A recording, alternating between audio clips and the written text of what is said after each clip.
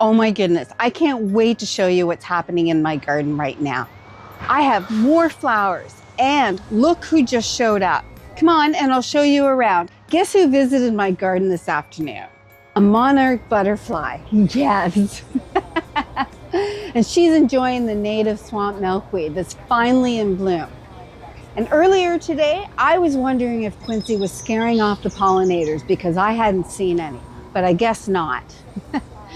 I am so happy. I waited all winter to see her.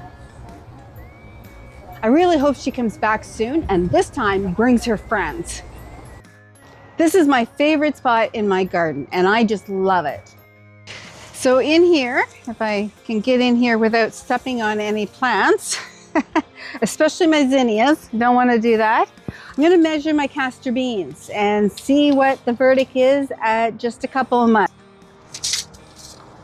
Oh, just over 4 feet. That's awesome because they were late germinators. I didn't even think I was going to have any this year. So I'm quite happy with them being 4 feet. So maybe they might reach 8 feet. They're definitely not going to hit my all-time record of 11 feet 4 inches. They're much too late for that, but it should be okay. And did you notice my zinnias here? They're starting to flower, which is awesome. And this orange one is from seeds that I harvested last fall. So that's really cool. So it won't be long. There's a lot of buds coming up. So it's going to be pretty full in here.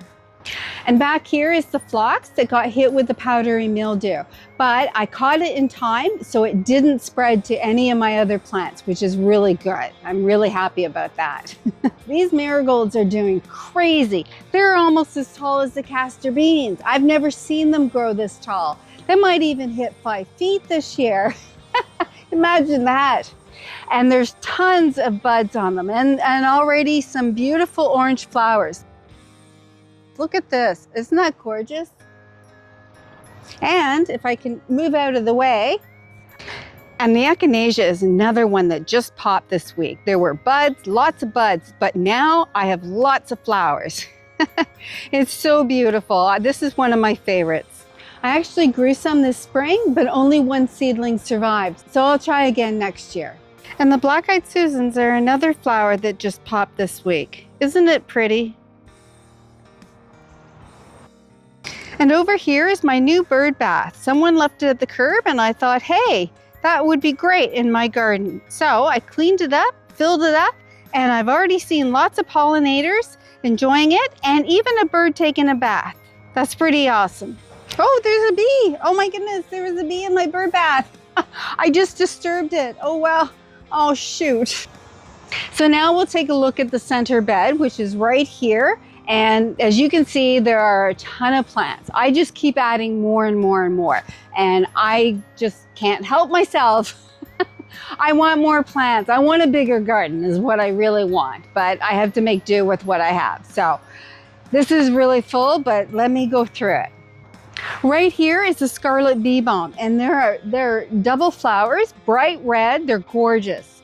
I love having red flowers in my garden, almost as much as my orange ones. But it has scattered around here. And so I'm gonna have to fix that next year. I'm gonna have to dig it up and transplant it into one stand. Actually, that's the job for the fall. And back over here is the obedience, which is not behaving. It is not obedient at all. It is spreading like crazy. And I've already removed some. I've given some to my neighbor already. I'm gonna have to get rid of some more because it is gonna smother out the rest of the plants and that's not good. And the obedience is starting to bud. And I actually see a couple that have some blooms. Look at this. So it won't be very long. I suspect it'll be in full bloom by, say, the end of July, maybe early August. So not too long. And my hostas are absolutely massive. They are way too big for this space. So that's another job for the fall. I'm gonna split them. Hostas are a pretty common plant, but I think their flowers are very unique. They're quite pretty.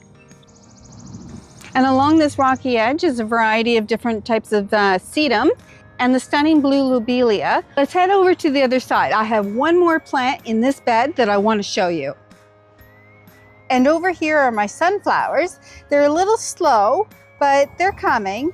They're the torchlight variety, which has orange flowers. I have never seen an orange sunflower before, so I can't wait till they're in bloom. So now let's head over to my lettuce patch. It's on the north side beside the fence. There's a lot more happening in this bed than just 7 varieties of lettuce. So let me tell you, I really filled this one out. So I have a Cupid's dart here. It's a perennial with really delicate purple flowers. It's really beautiful. And in this corner, I have another hosta. And as I said, 7 varieties of lettuce.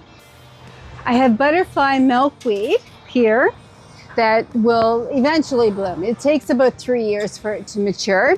And then in the back here, I have a couple of natives. So there's the sneezeweed. I think this is another one that'll bloom in late July, early August. The pearly everlasting is starting to bud, and there's actually a flower that's starting right here. And my cabbages are getting massive, but I did have a casualty. We had a 46-degree humidex heat wave, and I lost my sugar snap peas. They just died. And I watered them. Honestly, I watered them, but they just couldn't take the heat. So I'll try something else next year.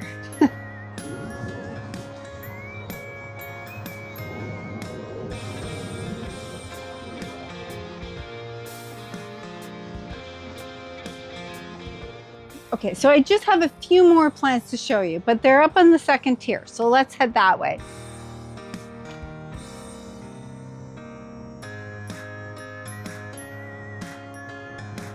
And here are the fall sunflowers. They're really pretty too. Much smaller. I used to be a much bigger stand, but for some reason I lost some. Maybe they're not getting enough sun back here on the second tier. This hydrangea is spreading so much and it's crowding out the wild bergamot that I just moved here back in May. So I guess that wasn't a good idea. I'll probably split the hydrangea because it is getting a little bit too big for this area. Look how huge it is. Look at the cosmos. Aren't they such a beautiful and delicate flower? They're so pretty. I can't get enough of them. But I find that they're really short. They're supposed to get over 4 feet, and I'm a little disappointed that they didn't grow really tall because I can hardly see them over top of the marigolds. And that's it for now. But by the end of the summer, my garden oasis is going to be a jungle. And this is what it looked like last year. It's really sad to lose those burning bushes, but replacing them with native and disease-resistant gingerwine 9-bark was definitely a good thing. And another good thing is that my happy place is coming alive with lots of colors from flowers of all different sizes and shapes. But there's more to come this summer. Just wait and see. Oh, there's a bee. Whoa, oh dear, oh dear. I don't want to get stung. Anyway, they're too busy with flowers to sting me. So next time I get my honeysuckle hedge for Cynthia, and I've got to fly now. Next time, let's try this again. Next time I get my honeysuckle hedge for Cynthia and Cotoneaster under control with a haircut. And I'm replacing Quincy's fence with something new. Well, new to me. So we'll see you then. And thanks for watching.